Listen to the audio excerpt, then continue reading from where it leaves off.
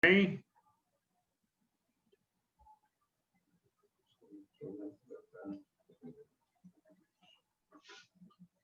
Bom dia, Paulo. Eu estou com som e áudio aqui, tudo. Tá. Paulo, bom dia.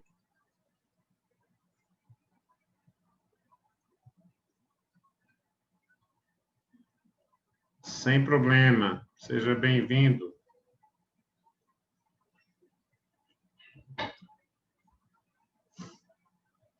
Temos mais 3 minutos para começarmos.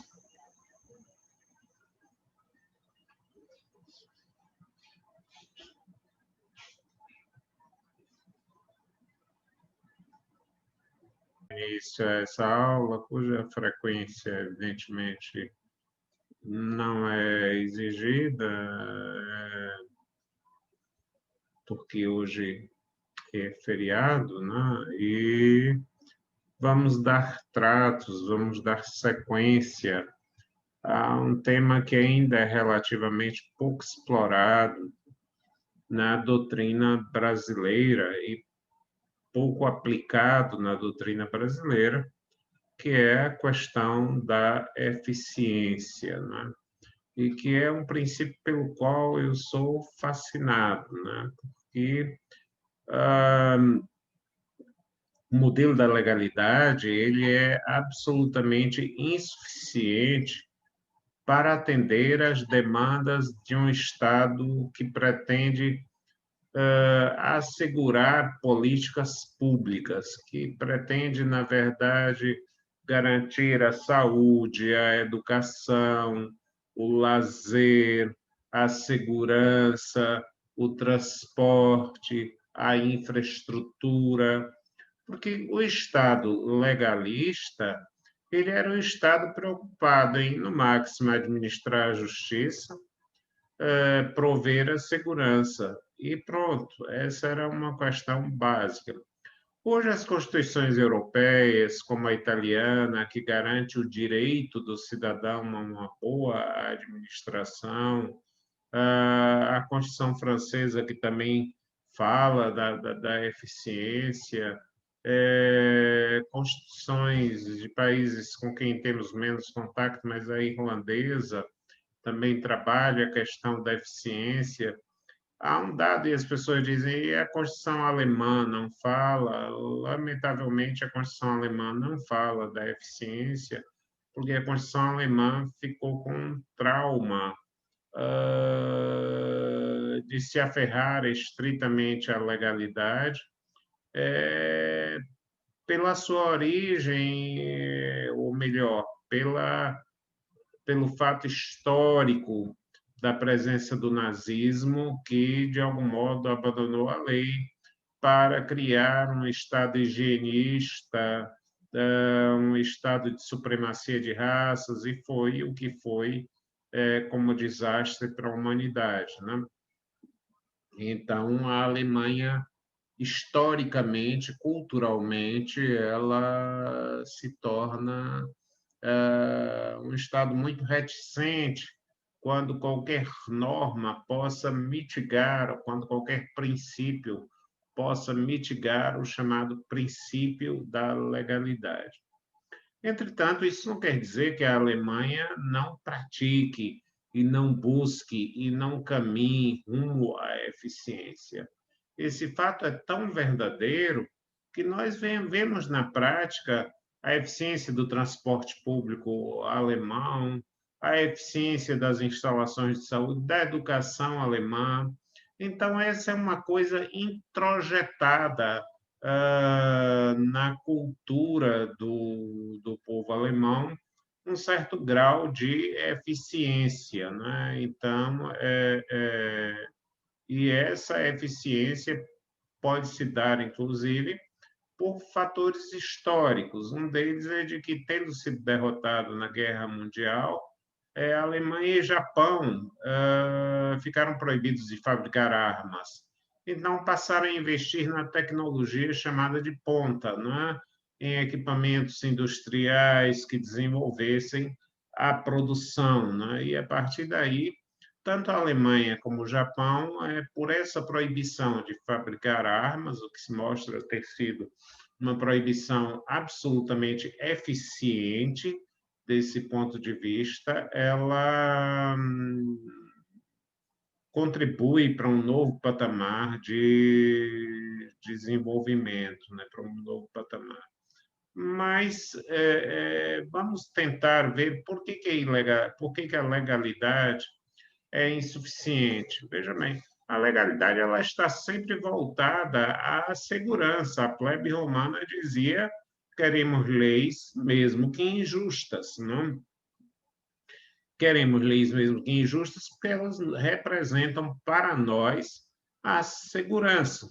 O homem das cavernas buscava a proteção na caverna e ali ele se sentia seguro, mas imóvel e não capaz de progredir durante um tempo. Há um livro da Idade Média chamado Os Prolegômenos, de Ibn Khaldun, e esse livro mostra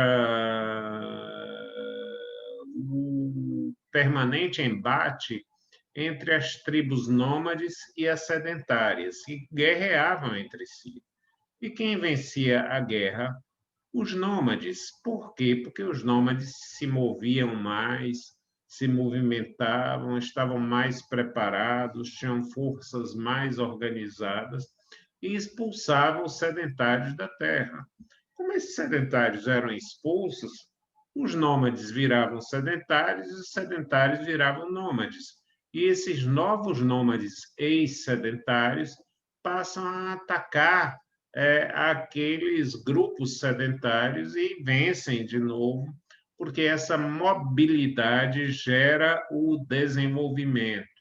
Então, na verdade, um certo grau de inconformismo, de tentar não pensar. Os americanos dizem uma coisa que eu não sou tão americanófilo, não, mas pensar dentro ou pensar fora da caixa.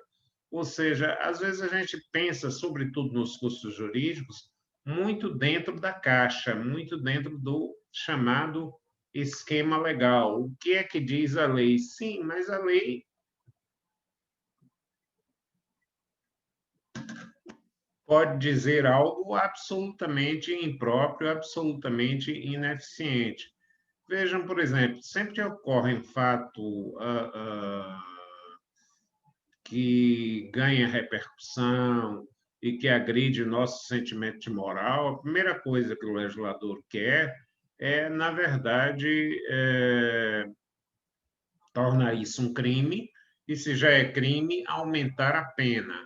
Mas a grande questão é de se isso vai reduzir mesmo a criminalidade. Eu nunca vi, por exemplo, um delinquente procurar assim no Código Penal e dizer hoje eu vou cometer um crime de no máximo até 10 anos, porque 10 anos eu aguento na prisão, né? Então, o que se tem mostrado é que a intensidade da pena, a quantidade de pena é ineficiente para a realização do propósito da lei. Quer dizer, então, é uma lei absolutamente ineficiente, porque quanto mais grave for a pena, mais os juízes têm dúvida na sua aplicação.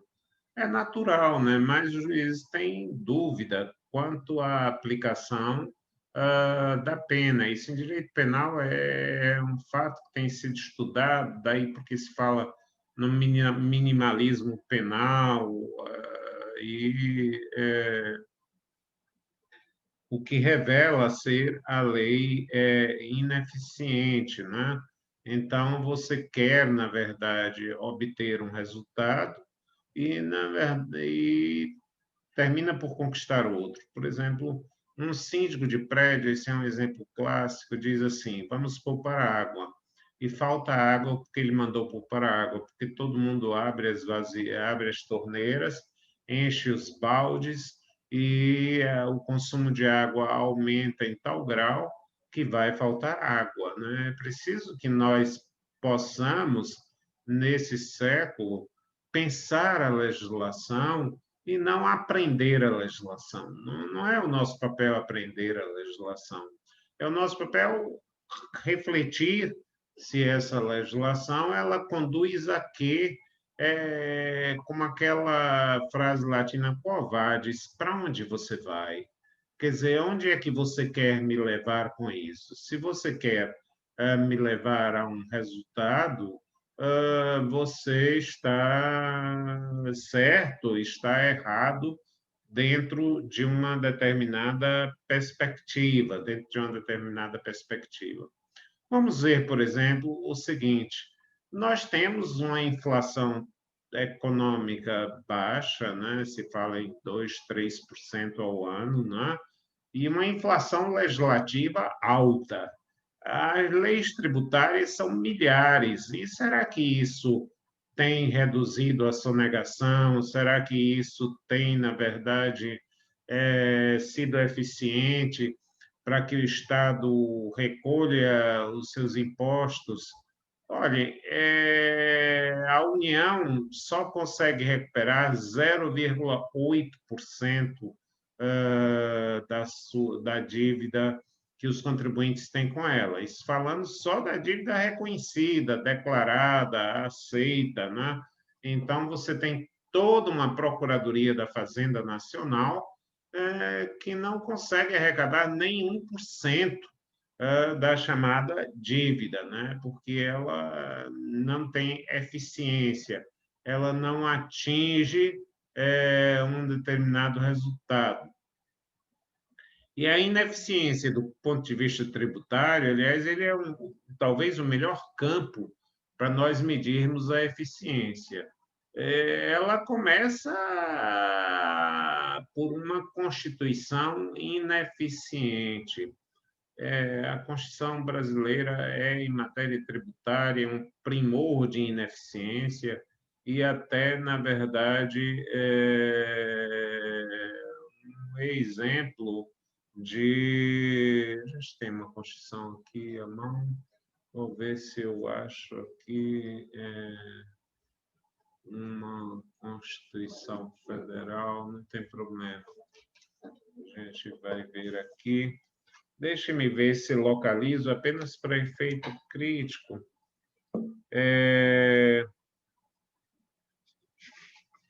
As normas gerais sobre tributação no Brasil, gostaria de mostrar um aspecto muito interessante que nós, frequentemente, pelo menos na minha época, ninguém chamava atenção sobre esse aspecto. Eu estou aqui abrindo a Constituição para localizar a disposição que eu quero.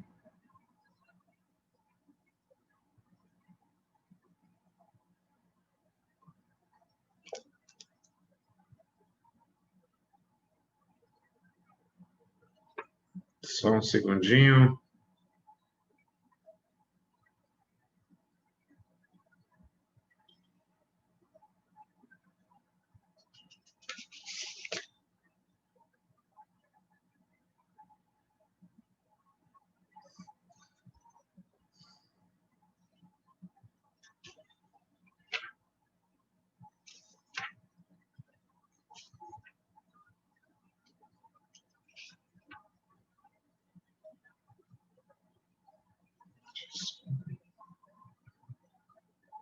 Não seria o 150 das limitações do poder tributário?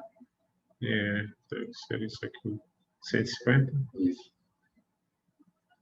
Ok, está aqui próximo do artigo 150. Vamos ver aqui.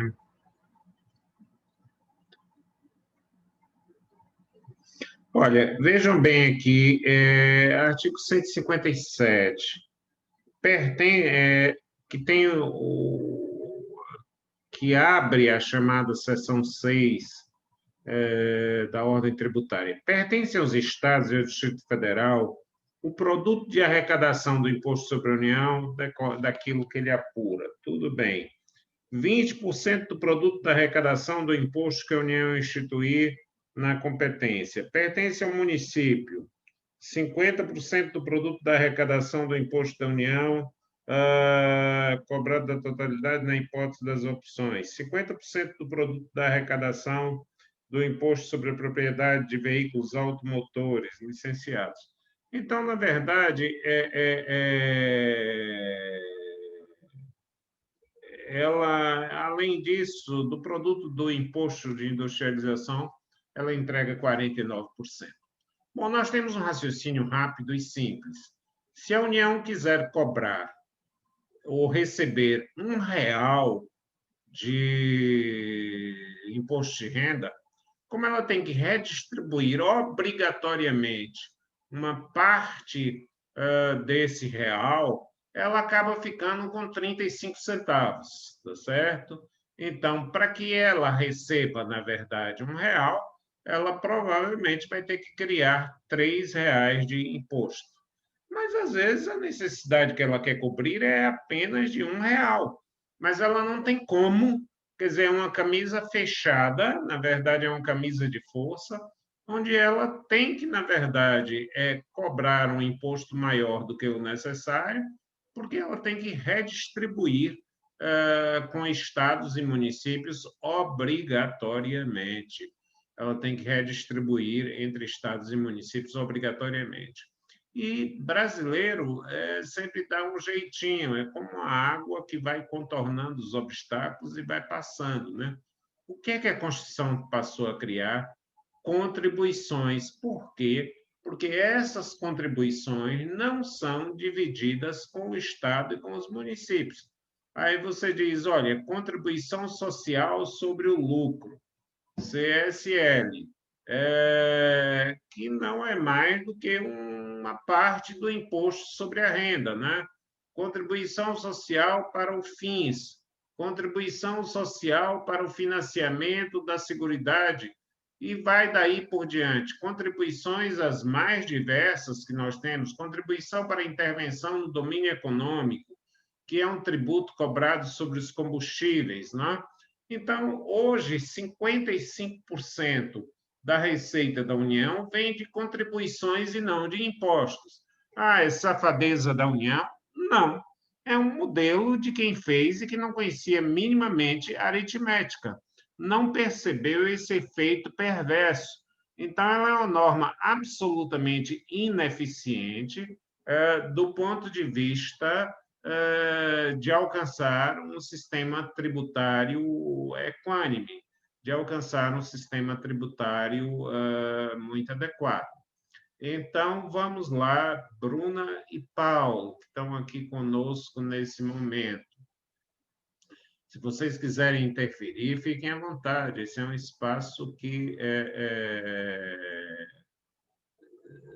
está bem. Bruno me disse, aliás, Bruna já falou aqui comigo. Paulo está sem microfone, mas pode usar o chat, pode, na verdade, falar sobre isso.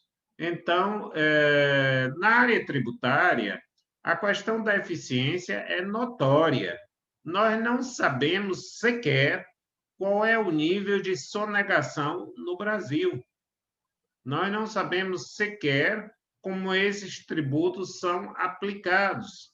Nós, na verdade, consideramos que o orçamento é uma peça sem a menor importância. E aí vem os resultados. Nós somos um país pobre, beirando a miséria em alguns setores, e, no entanto, nós construímos estádios faraônicos. Foram 12 os estádios, todos de luxo, que subiram incrivelmente os preços dos ingressos e que se tornaram tão custosos quanto inviáveis, né? Então, tudo isso por falta de uma mensuração do grau de eficiência. Então, a pergunta que eu faço a vocês: será que a legalidade já não é insuficiente para a administração pública que nós desejamos? Sem dúvida nenhuma. A legalidade é insuficiente e a lei que for ineficiente por violar um princípio constitucional que está no na emenda constitucional número 19, artigo 37, ela se torna inconstitucional. Então, a lei não eficiente é lei inconstitucional. Mas eu pergunto a vocês, como é que podemos medir essa questão da eficiência? Como é que podemos pensar essa questão da eficiência? A eficiência tirada das empresas privadas, que é obter o maior lucro e obter o maior resultado? Não, não parece que seja assim, porque a empresa privada ela tem outro objetivo. Claramente, ela existe para dar lucro, não é? Claramente, ela existe para dar lucro. Já o setor público organizado existe para prestar um serviço, para organizar a sociedade, até porque ele vive das nossas contribuições. Eu prefiro, inclusive, não dizer dinheiro público, mas dinheiro do pagador de impostos, né? Então, ele administra um dinheiro que não é dele, uma cesta de dinheiro que não é dele. Então, como nós não sabemos se ele administra bem ou mal, nós não podemos sequer dizer se o gasto é eficiente ou não eficiente, porque nós não temos medidas, nós não temos medidas. Então, o mais importante é que os juristas não estão treinados a medir o efeito das suas ações. Então, sem medição, não há eficiência. E qual é a medição? Qual é o parâmetro que nós devemos utilizar para alcançar a eficiência na norma jurídica? Já vimos que não pode ser o padrão da empresa privada, mas deve ser um padrão adequado para o serviço público. E, nesse sentido, um doutrinador italiano, Alessi, não confundir com o jurifilósofo Alexis, né? Então, Alessi fala em interesses primários e interesses secundários. Os interesses primários seriam os chamados interesses públicos, e os interesses secundários seriam os interesses da administração. Então, esses interesses secundários da administração, muitas vezes eles brigam, eles entram em conflito com os chamados interesses públicos primários. Por exemplo, é de interesse manter um bom nível de empregabilidade? Sem dúvida nenhuma. É de interesse manter um bom nível de empregabilidade.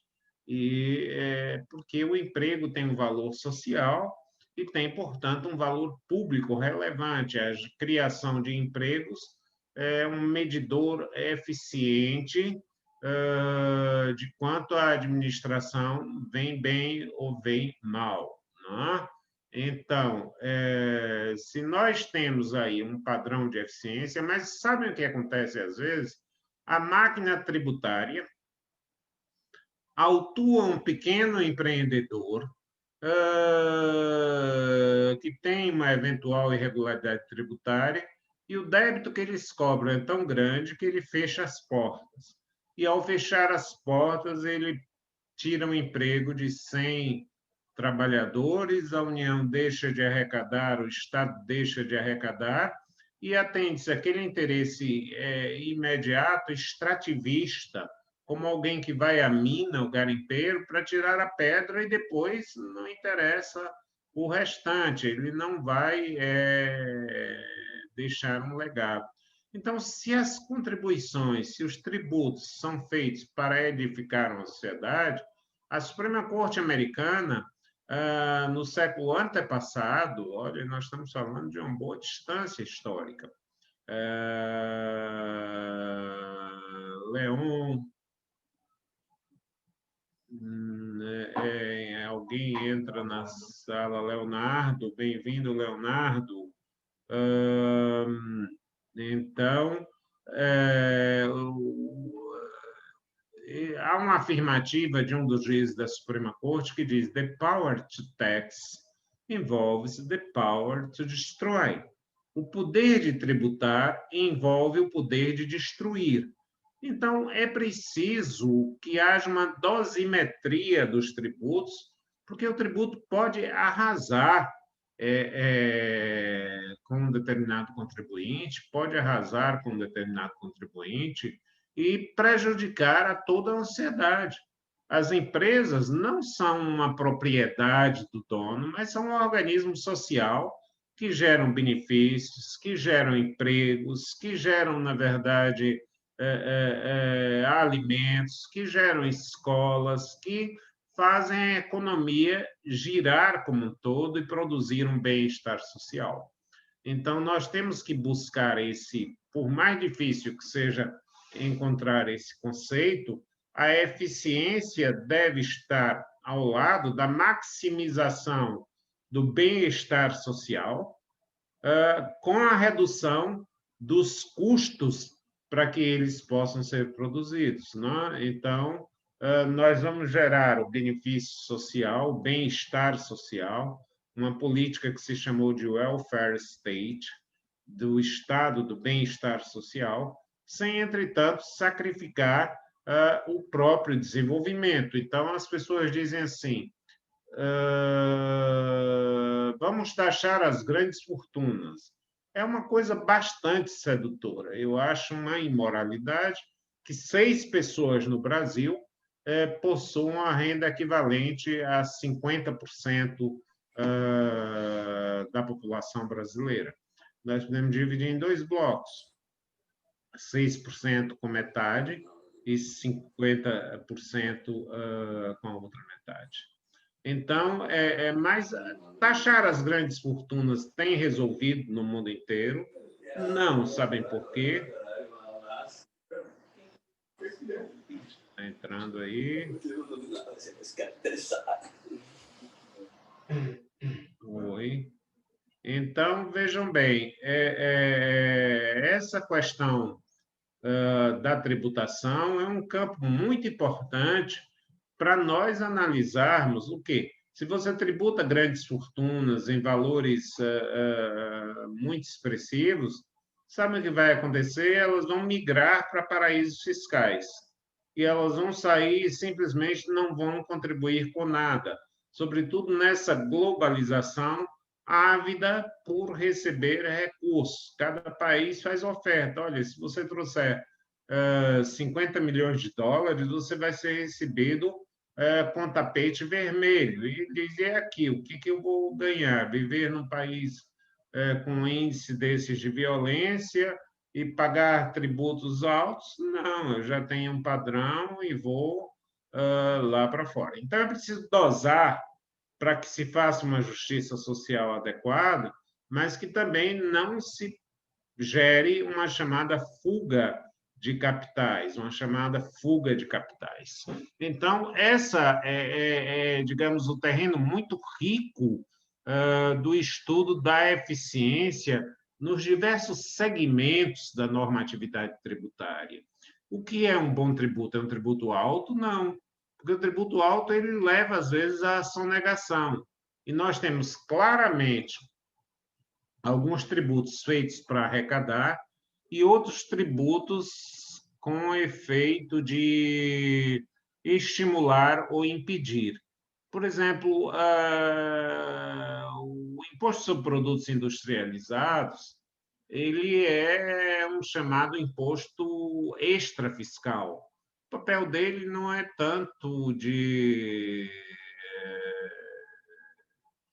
enriquecer os cofres públicos. Por exemplo, quando você tributa em 100% o cigarro, você está tentando, primeiro, evitar o consumo, segundo, custear os problemas de saúde que decorrem do uso do tabaco, né, do fumo. Então, esse imposto ele não tem tanto uma função arrecadatória, mas muito mais uma função de inibir ou de estimular. Quando você diz alíquota zero para o imposto sobre produtos industrializados, você está querendo, na verdade, que esses impostos funcionem como um mecanismo de alavancagem.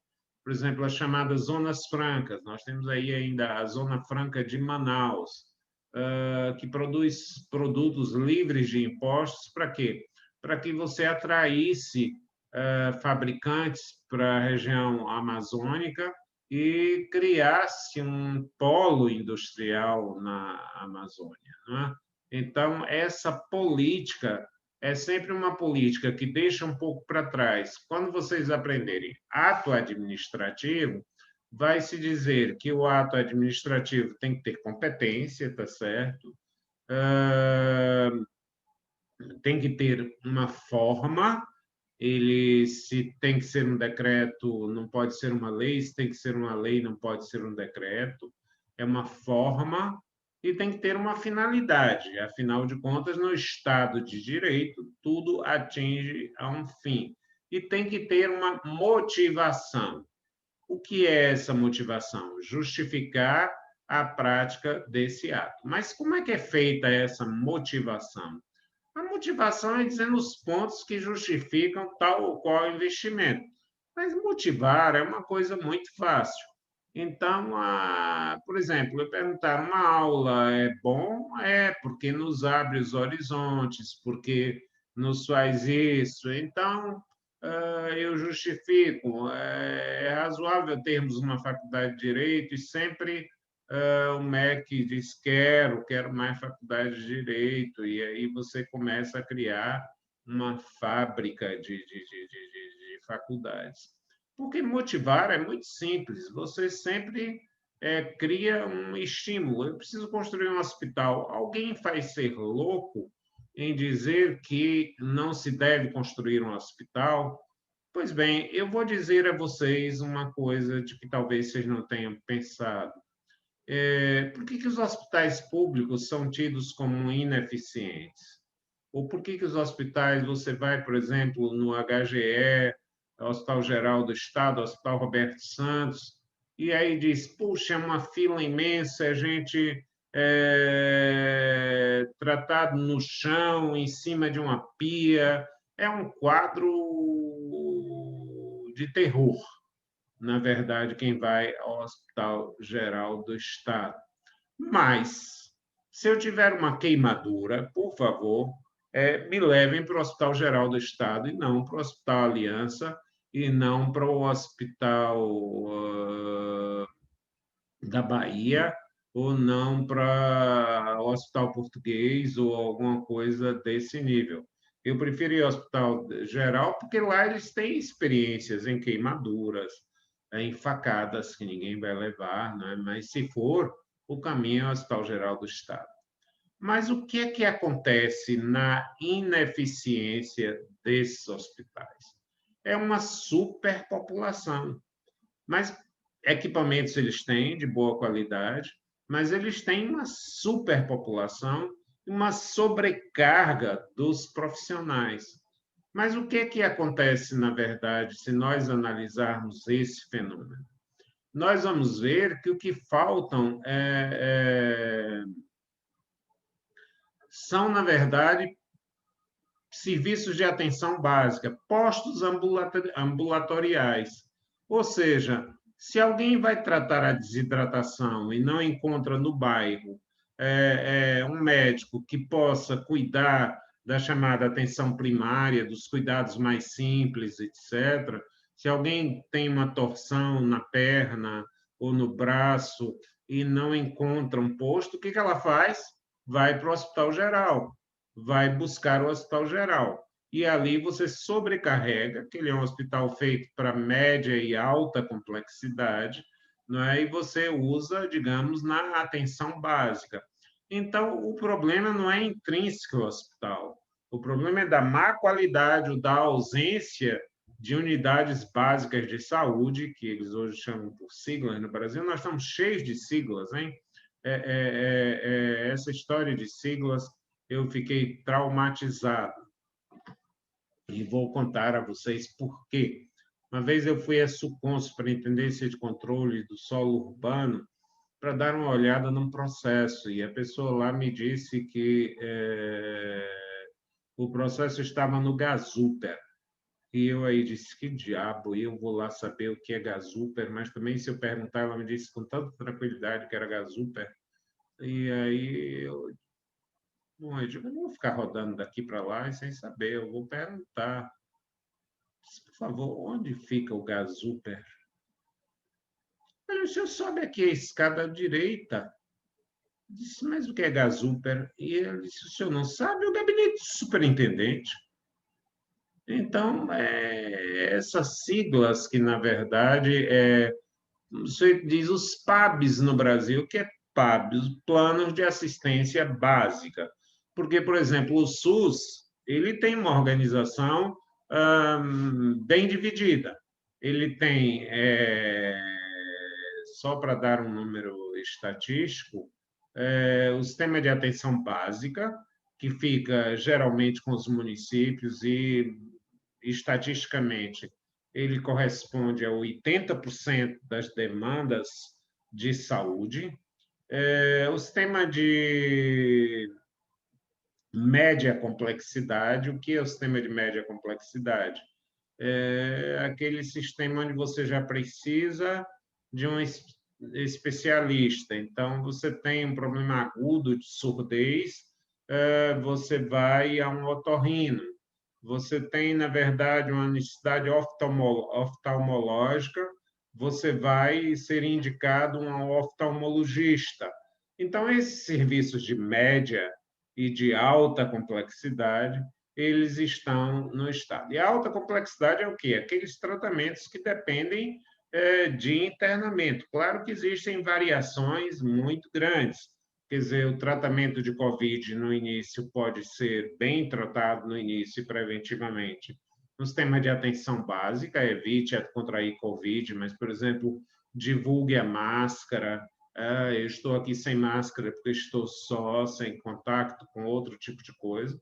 Os serviços de atenção média, que já exigem exames laboratoriais, que já exigem uma certa sofisticação, e o sistema de alta complexidade, que são, na verdade, aqueles que envolvem internamento hospitalar, cirurgias, transplantes, tratamentos renais via hemodiálise, etc. Eles são chamados oncologia, no tratamento do câncer com sistemas radioterápicos ou quimioterápicos, não? Então, nós temos essa segmentação.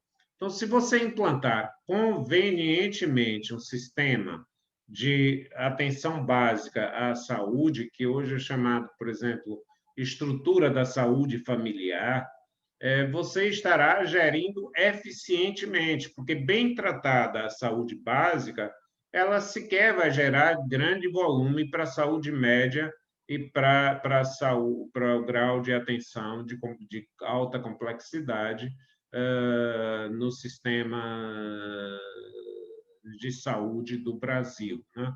Então, nós temos que pensar essa questão do ponto de vista da eficiência antes de imaginarmos precisamos de mais recursos para a saúde? Precisamos. Também precisamos de muito mais recursos para a educação. Precisamos de muito mais recursos para esgotamento sanitário, que é também uma questão de saúde. Então, quando nós pensamos em eficiência, nós pensamos em como fazer essa máquina funcionar em favor do sistema público. Então, o que, que acontece, por exemplo, no posto de saúde? Ele tem um quantitativo pequeno de servidores, e quando um ou dois entram de férias, vários serviços param. Vários serviços param. E ele não consegue dar conta do atendimento à população, porque existe aquele quantitativo de pessoas que estão de férias.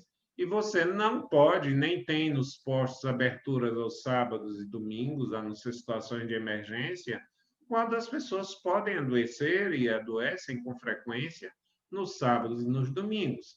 E as campanhas preventivas são feitas em pequena escala. Por isso, por exemplo, eu estou trazendo um caso concreto, já trouxe outro, que é o sistema tributário, agora eu estou tratando a questão da saúde, sob o prisma da eficiência. Notem que não estou falando da lei A, da lei B ou da lei C, Eu poderia dizer aqui, olha, os pilares da lei do SUS, do Sistema Universal de Saúde, são a Constituição Federal, a Lei 8.080 de 1990 e a Lei 8.142, também do ano de 1990, que deram a estrutura básica do Sistema Único de Saúde, né, do Sistema Único de Saúde. Esse sistema é um sistema bem concebido, do ponto de vista da eficiência, ele está programado para ter eficiência. O que ele precisa é o quê? Mais qualidade nos serviços, porque ele atende uma dimensão imensa da população. Para vocês terem uma ideia, 75% da população depende diretamente do Sistema Unificado de Saúde, do Sistema Único de Saúde, enquanto 25% tem planos de saúde, 75% se dirigem ao sistema SUS. E, então, ele é um avanço? Ele tem pecados grandes? Tem, mas nós só podemos examiná-lo sob um padrão da eficiência. Então, se nós melhorarmos a eficiência desses sistemas de atenção básica, nós liberamos e permitimos maior qualidade na média complexidade e ainda também muita qualidade na alta complexidade. Mas é preciso que o quê? Para prevenir doenças cardíacas, que alguém se exercite, que alguém aprenda ou que tenha programa de treinamento de exercitação a partir da própria escola, porque, na verdade, para você manter um corpo e uma mente saudáveis, você precisa, na verdade, ter algumas medidas preventivas, como a alimentação correta, como boas práticas de exercícios físicos, como determinados hábitos de vida próprios, né? E isso tudo é pouco investido. E aí eu digo a vocês, por que o Sistema Único de Saúde tem um bom grau de eficiência? Porque hoje, por exemplo, ele remunera o município com uma parte fixa e uma parte variável. Ou seja, uma parte fixa pelas pessoas cadastradas no município, que é para que ele possa fazer um trabalho que evite as doenças, não é?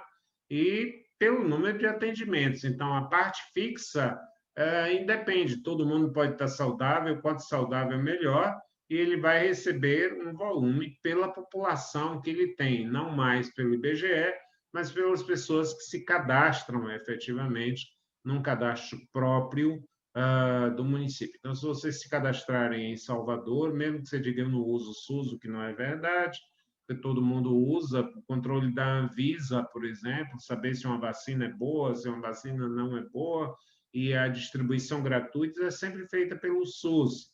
Há alguns tratamentos, como de hepatite C, que, pelo seu preço, só conseguem ser feitos pelo SUS. A camada média e média alta não tem condições de bancar tratamentos mais sérios de hepatite C ou de problemas renais que exigem hemodiálise, e eles são muito feitos pelo SUS.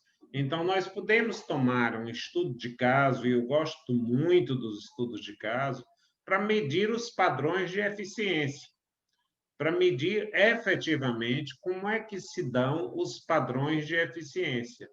Então, as constituições todas pregam eficiência. A Constituição Uruguaia, a Constituição Espanhola, a Constituição Italiana, que fala do bom andamento da administração, né? A Constituição Portuguesa, que assegura, entre as garantias da eficiência, a celeridade. E eu digo que a celeridade veio entrando aqui, por exemplo, se fala na duração razoável do processo legal. E aí eu quero ingressar agora com dois instrumentos que a gente nunca avalia corretamente: proporcionalidade e razoabilidade. Eu queria ouvir um pouquinho de vocês, de Leonardo, de Bruna e de Paulo, o que estão achando, qual é a visão de vocês. Se quiserem usar o chat, podem usar, se quiserem de viva voz também, né? E eu vou dar esse pequeno break aqui enquanto tomo água para ouvir a vocês, que muito me honram com a presença aqui. Então, Bruna, Professor, oi. professor, eu tive uma dúvida quando eu li um dos textos que está disponível no AVA. No primeiro texto, ele faz diversas comparações assim do princípio da eficiência e outros princípios. Só que a primeira comparação é entre eficiência, eficácia e efetividade. E eu não sei se eu entendi muito bem a diferenciação desses três, assim, aonde vai o limite de cada um. Sim, a existência, a eficácia e a efetividade. Veja bem, a eficácia você mede pelo resultado, né? Quer dizer, a eficácia você mede, esse remédio produziu esse efeito, produziu uma constatação direta, quer dizer, essa norma inibiu a criminalidade, inibiu. Então, ela é uma norma eficaz. Ela produziu algum resultado. Essa isenção de tributos gerou uma situação. A efetividade é uma eficácia medida a longo prazo, ou seja, ao longo do tempo, ela se torna efetiva, no sentido de que ela produz continuadamente determinados resultados, né? Então, a eficiência ela é o método, ela é, digamos, a proposta, ela é, digamos, a potencialidade. É excelente a sua pergunta, Bruna, porque a eficiência ela é a potencialidade capaz de gerar a eficácia e a efetividade. Então, vejam, quando eu trabalho no laboratório uma política de eficiência, eu viso, na verdade, obter uma eficácia e, no longo prazo, uma efetividade daquela norma, daquela medida, daquela ação administrativa. Não sei se fica claro isso daí, se satisfaz essa observação, mas muito boa a sua pergunta, Bruna. Ficou assim, obrigada, professor. Eu tinha até pesquisado outros textos, mas eles eram mais voltados para administração privada. Como Então, é? eu tinha até pesquisado outros textos que falassem sobre isso, mas era mais voltado para administração privada de empresas, essas coisas. Mais vantagem para Administração privada. Imagino que para o direito é completamente diferente. Na verdade, a lógica, quando você define que quer ser eficiente, você tem que dizer qual é o padrão. O que é que você busca primeiro, para saber se você alcança.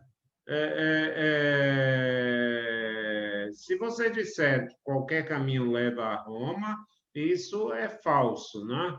Todos os caminhos levam a Roma. Eu nunca entendi porquê dessa história. Há, no mínimo, alguns caminhos mais curtos, alguns caminhos mais longos, e alguns caminhos que levam ao lado oposto, e não ao apostolado romano, né? Então, é uma escolha, às vezes, entre o apostolado e o lado oposto, para fazer uma gracinha, para descontrair um pouco a aula. Então, são conceitos que ainda nós estamos nos apropriando dele, e eu acho importante que nós meçamos com um significado prático. Por exemplo, as licitações são eficientes no Brasil? Parece que não. As licitações não são eficientes no Brasil. E aí eu vou dizer a vocês, o primeiro 80%, eu vou me arriscar a criar esse dado estatístico, porque dizem que a imensa maioria das estatísticas é inventada na hora, inclusive essa, né? 80% das vendas e compras de serviço, elas são feitas pelo menor preço. Então, testem comigo, Paulo, Bruna e Leonardo. Testem comigo. Vamos ver como funciona o menor preço. Alguém chega numa loja, mulheres, que vende bolsa, e ela nunca diz, me dê a bolsa mais barata. Ela escolhe uma bolsa e diz assim, qual é o preço dessa bolsa? Não, está muito cara. Tem alguma semelhante, é um preço mais conveniente. Então, o que é que houve aí? Houve primeiro uma escolha, ou uma pré-escolha, claro, e depois um exame de compatibilidade do preço. Olha, tem essa daqui que é praticamente igual, é só a grife que é diferente, mas a beleza é a mesma, e essa daqui é. Então você diz: não, eu vou comprar aquela que é metade do preço, porque eu não estou tão interessada na grife, né? Já as licitações tomam em conta o preço. Diretamente, o primeiro critério é o critério do preço. Claro que isso não chega, por exemplo, para obras e serviços de complexidade como uma ponte. Ninguém vai querer fazer a ponte mais barata, como ninguém vai ao médico que cobre mais barato, né? Quer dizer, você primeiro busca qualidade, depois examina a compatibilidade do preço. Então, existem as licitações por técnica e por técnica conjugada com preço, né? Preço simples, né? Quando é que você usa o preço simples? Nas chamadas commodities, ou seja, quando os bens são indiferenciados. Quanto é a saca de arroz? A saca de arroz eu vou comprar por tanto. Ou quando é tal remédio fabricado com a mesma substância pelos mesmos laboratórios. Mas aí já começa a ter uma coisa, vale a pena usar o preço se alguém tem um preço bem diferenciado. E o vulgo, a população, a sabedoria popular já diz que o barato sai caro. E não é à toa, então, que vocês veem nas obras públicas obras mal feitas, obras com material de terceira, de quarta, de enésima qualidade, porque exatamente eles foram selecionados porque tinham preço mais baixo. Eu vivi essa situação na pele na faculdade de Direito, porque não podia ultrapassar essas regras do menor preço e precisávamos fazer a reforma do auditório. Chegamos à terceira empresa, porque as duas outras eu tive que propor a rescisão do contrato por absoluta ineficiência, por absoluta falta de qualidade nos serviços. Então, nós passamos, isso já tem alguns anos, né? Por uma situação difícil, porque nós tínhamos, na verdade, empresas de quase fantasmas, né? E que eu desisti, por exemplo, de manter o contrato de uma empresa quando me disseram, eu disse, quem é o diretor dessa empresa? Ah, esse é o fulano de tal e tal, ele tem WhatsApp? Tem. Aí eu mandei, senhor fulano, estamos com problemas sérios de atraso nessa obra e eu gostaria de ter uma palavrinha sua. Ele pegou e escreveu assim, doutor, com um acento circunflexo no O, me ajuda. Pronto. Eu disse, se esse é o diretor da empresa, imagine o restante do corpo. Essa empresa deve ser fantasma. E claro que eu não tomei por um simples erro, fui visitar. A empresa não tinha sede, não tinha nada, era tudo, na verdade, uma coisa enganosa. No entanto, ela ganhou um contrato pela universidade através de um sistema de licitação. Então, eu posso hoje concluir, a partir de determinados estudos, que se não estivéssemos nessa pandemia, eu ia pedir a vocês que fizessem um teste. Eu ia passar para vocês alguns editais de licitação e para ver se vocês conseguiam, por exemplo, numa farmácia, os editais de licitação que o Hospital das Clínicas praticam, eles, na verdade, costumam ser mais altos do que o preço que você compraria numa farmácia. Por quê? Pela desconfiança no setor público, de se ele vai pagar e de quando ele vai pagar. Uma coisa é você dizer, eu tenho aqui o dinheiro, eu tenho o cartão, eu tenho não sei o que lá, e vou lhe pagar tanto, e aí ele lhe faz o preço. Mas quando ele diz assim, olha, eu vou, na verdade, lhe pagar, sabe Deus quando tiver verba, quando fizer o empenho, quando tiver não sei das quantas, e aí vocês, na verdade, vão dizer, bom, nesse caso eu vou cobrar um preço muito mais alto, né?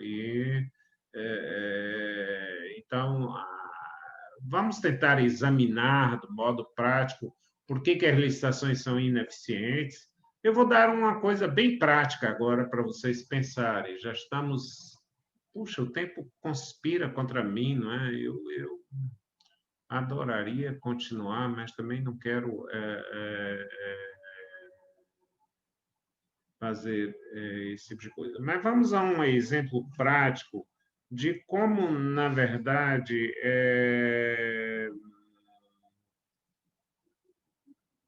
as licitações não funcionam. Em dado momento, os licitantes estão cartelizados. Eles dizem assim: olha, você vai ganhar a exploração dessa área, deixe essa outra área para mim e a terceira fica para você. Então, todos três combinam em jogar os preços lá em cima e aquele que vai ter um pouquinho menor vai ganhar, e eles já sabem de antemão. Perda de tempo você abrir envelopes e verificar a proposta, porque eles já combinaram um vencedor e aquelas pessoas que têm o preço mais alto já são, na verdade, fadados a perder aquela licitação. E, às vezes, um paga o outro para entrar na licitação dessa mesma coisa. Então, por exemplo, uma tomada de preços, você pede que venham pelo menos 3 propostas. Sabe o que acontece? A maioria das empresas criam 3 outras ou 2 outras com nomes e razões sociais diferentes, às vezes com pessoas, entre aspas, laranjas, para ir apresentam as 3 de vez. E a administração pública acha ótimo, porque é tudo mais rápido, tudo bem feito, numa fraude escancarada e manifesta, não é?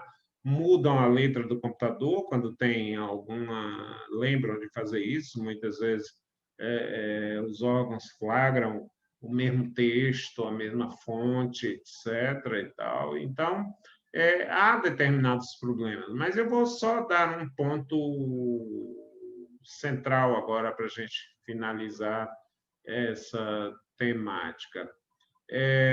Eu diria que no Brasil nós temos licitações orgânicas.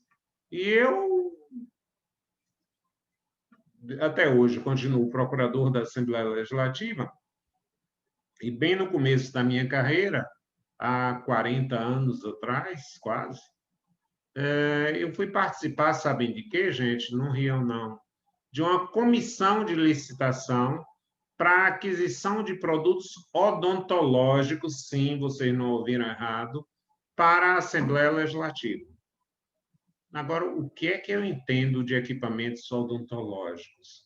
Para saber se eles são necessários. Mas o edital não é feito por você, você tem que julgar. E como é que eu vou saber que aquele do menor preço é realmente o que nós precisamos? Ou se aquela cola vai se diluir com a água daí a uma semana, enquanto que aquela outra cola para o dente é duradoura, perdoem os odontólogos se eu estiver usando alguma expressão errada, né? Ou se aquela caixa de esterilização é mais vantajosa do que a outra. Então, quando a licitação é pelo órgão e não pelo produto, você tira qualquer especialização. Então, minimamente, o que nós deveríamos fazer, como outros países fazem, são as licitações temáticas, ou seja, eu sou de uma comissão de julgamento da compra de pneumáticos, de pneus. Então, eu só entendo de pneus, mas também quem precisar comprar pneus faz uma demanda para mim e eu estou estudando, lendo as revistas, acompanhando o mercado, fazendo essa coisa. Olha, eu trabalho com a minha comissão é de construção civil, mas pouco importa que seja a Secretaria da Saúde que queira fazer um hospital, pouco importa que seja o sistema de vias públicas que queira fazer uma pista asfáltica. Em suma, Se eu tiver que trabalhar nessa área, eu começo a especializar. E esses profissionais não deveriam exercer outra função senão aquela, para não serem aqueles mesmos funcionários que já trabalham no seu expediente regular e que depois têm que seguir no fim de tarde, no fim de noite, porque aquilo eles não entendem nada e terminam sendo, vou usar a expressão técnica, capturados pelo fornecedor.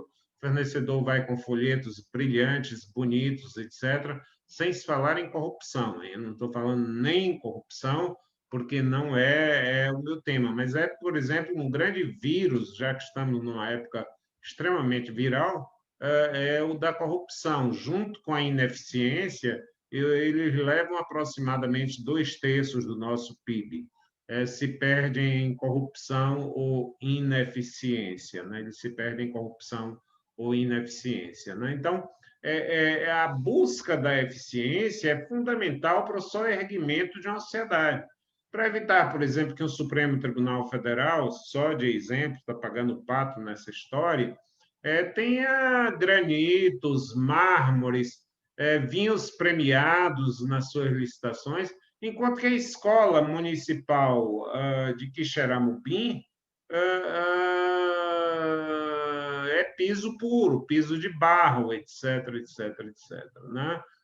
Espero, por uma imensa sorte, não tenha ninguém aqui de Quixeramobim, né? Mas é só um exemplo, um nome. Eu poderia usar a minha terra a fazer a propaganda Casa Nova, né? Onde as escolas são precárias, onde o serviço, enquanto que nós temos prédios suntuosos da Procuradoria da República, é prédio de cartão postal, né? E será mesmo que os recursos estão alocados onde são necessários ou a partir das pessoas que têm poderes para essa alocação? Gente, eram as considerações que eu queria fazer por hora, levantando que precisamos de ter transparência, que é distinta de publicidade. O que é a transparência? A transparência é a acessibilidade. Por exemplo, a ANEEL tem uma norma que eu vou exemplificar como sendo de transparência. Ela diz que a biblioteca dela tem a função de armazenar, guardar, todos os documentos, contratos e atos normativos do setor elétrico do Brasil. E aí seria mais do que normal. Mas diz mais, na lei de criação, que não terá nenhuma eficácia o documento que não se encontrar arquivado na biblioteca ou do qual não se puder extrair cópia. Ou seja, eu tenho o direito de ir à biblioteca da ANEEL e dizer que ato normativo é esse, da Agência Nacional de Energia Elétrica, que ato oficial é esse, está aqui na biblioteca? Não, eu não conheço, me dê uma certidão de que eu estou procurando o ato número tal. Se você sair de lá com uma certidão, você pode se eximir de cumprir aquela norma. É uma forma de transparência sem usar o recurso da publicidade. A publicidade é uma fonte secundária que, às vezes, até deturpa a transparência, né? Então, se vocês virem, por exemplo, eu nunca vi um gestor dizer as nossas obras estão muito atrasadas, etc. O dinheiro público está indo pelo ralo. Não, a publicidade vai dizer sempre as coisas boas. A publicidade é discípula de Alice no País das Maravilhas, ou ela é o País das Maravilhas que nem Alice conseguiria conceber, né? Então, a transparência, sim. Se nós, por exemplo, buscarmos a expressão acessibilidade, que é o que normalmente se usa para os deficientes, então todos nós, enquanto cidadãos, somos deficientes. Então, porque não nos dão acessibilidade. Por exemplo, transparência seria o que ocorre em alguns lugares de você poder pedir livremente a um banco a conta bancária do seu município, todas as contas bancárias. Isso é transparência, porque não faz sentido você ter contas secretas. Eu saber quantas diárias, que tipo de viagem, que tipo de transporte, porque determinada pessoa viajou dentro dessa forma, isso é absolutamente transparência. Isso é absolutamente transparência. E onde é que entra transparência com eficiência? Eu só ajo eficientemente quando eu compreendo o que eu estou fazendo. quando, na verdade, eu sei exatamente qual é o lugar onde eu vou chegar, qual é, na verdade, o objetivo que eu quero alcançar, né? Então, um grande aliado da eficiência é efetivamente a transparência. Eu quero franquear, já encerrei a minha proposta de hoje, franquear a vocês para algum questionamento. Paulo, Leonardo não se manifestaram? Alguma pergunta, alguma avaliação da aula? De Paulo, sem questionamentos. Ok, Paulo, e como é que você... tá bom. Muito obrigado pela aula, professor. Obrigado a você, Paulo, por estar aqui nesse dia de feriado, onde as pessoas ainda estão dormindo, né? E fico muito satisfeito. Qual é a sua avaliação, Bruna, para a gente ter, não é? Ok, obrigado pela aula, Leonardo. Aula excelente, professor. Obrigada. Nada, Bruna, tá bom. Então, na segunda-feira, nós voltamos a nos encontrar e vamos programar o nosso segundo trabalho. Já recebi os primeiros, tá? O meu propósito é mais ensinar do que cobrar de vocês, que eu sei que esse é um semestre bastante atípico, mas eu quero deixar vocês muito à vontade para esse debate. É possível, é certo? Não. Mas é possível que eu lance uma outra aula assíncrona, ou seja, sem a presença de vocês. Se eu puder marcar, eu vou primeiro avisar no WhatsApp, que quem queira assistir ao vivo tem a chance, inclusive, de compor a história dessa aula, né? Mas eu pretendo lançar para que a gente vá suprindo essas deficiências de aulas de 1 hora e de outro tipo de coisa. Mas eu sou muito adepto de poucas aulas e muita pesquisa, né? Então, eu já lancei aqui 3 problemas que levam anos para que se decifrem. A questão tributária, a questão da licitação e a questão da saúde. Vamos medir, vamos construir uma teoria que esteja suportada na prática. E essa é a inversão que eu faço. Não vamos criar a teoria e ver se a prática veste a roupa da teoria. Vamos construir uma roupa teórica submedida para os elementos práticos que nós temos. Obrigado a vocês e até a próxima segunda ou antes em edição extraordinária. Tchau.